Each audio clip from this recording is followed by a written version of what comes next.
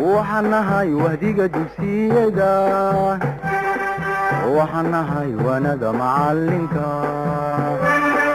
وحنهاي وهديك دوسيدا وحنهاي وندا معلمك واجيب أو بحلقة ورابشو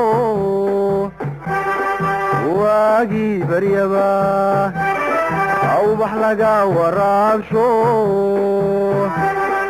وحنكو ورورينا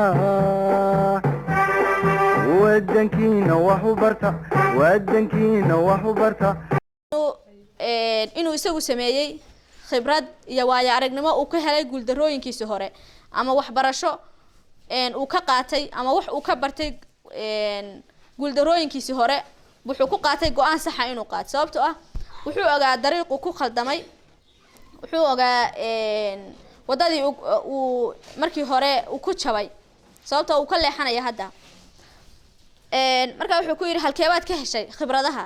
khibradii iyo waayo aragnimadii halkeed ka heshay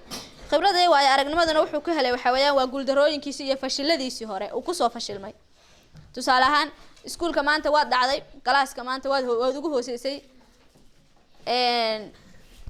sanadka teera marka lagu celiyo ama sanad marka lagu celiyo waxa laga yaabaa maalinka ku xigto inaad ugu sareysid marka inaad ugu sareysid hadda laga yaabo qofka galaaskii maanta ugu hooseeyay marka ku weydiiyo sideebaad u sareysay maanta waxa dhaasaa fashilkayga hore iyo guuldaradeeda hore